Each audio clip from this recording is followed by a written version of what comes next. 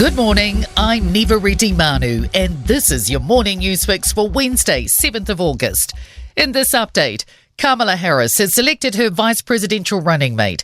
In a text message to supporters, Harris announced Minnesota Governor Tim Walz will be by her side in the presidential fight.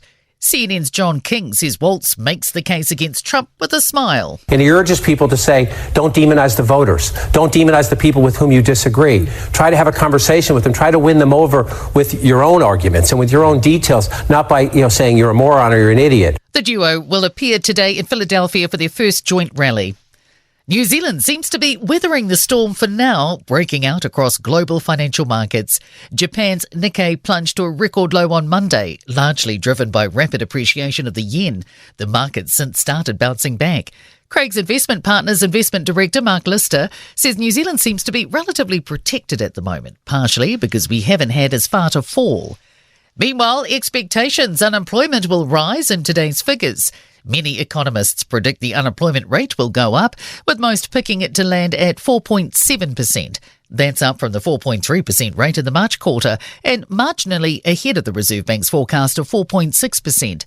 Herald Business Editor-at-Large Liam Dan says it would be the highest it's been since late 2020. We know the economy's been tough and that businesses have been struggling and letting staff go, not as many jobs created.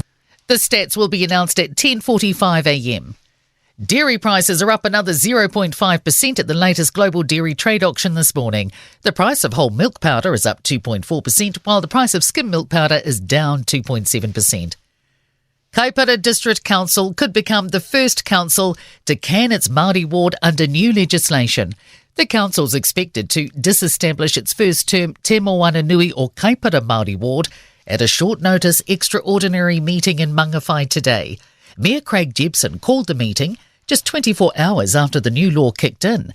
Jepson says he won't be disclosing how he'll vote. Councils have until September 6 to decide whether to can or keep their Māori wards, with the number already leaning towards retention. Benefits for a small group of cancer patients who will now get early access to drug Keytruda. Health New Zealand initially blocked access to the drug company's early access program, saying it would wait for Pharmac funding in October. But now it says up to 30 patients will be able to get the drug from this month. Patient Voice Aotearoa Chair Malcolm Mulholland says the drug is quite widely regarded as best in class for patients with certain cancers. It will mean that they will have a better quality of life, and it will probably mean that they will have an extended life, whereas before the options presented to patients probably meant that patients would die much sooner. And in sport, a pioneering moment for New Zealand speed climbing at the Paris Olympics. Julian David is through to the quarterfinals, posting a personal best of 5.2 seconds up the 15-metre wall. Bryony Botha, Emily Shearman, Nicole Shields and Ali Wollaston have topped the qualifying round of the women's team pursuit track cycling. Dame Lisa Carrington has breezed through her first two canoe sprint heats in the K2 and K4 500 events, reaching the semi-finals and final respectively. And I'm Neva Reddy Manu. That's your latest news fix. We'll be back with the next update at midday from the Newstalk ZB newsroom.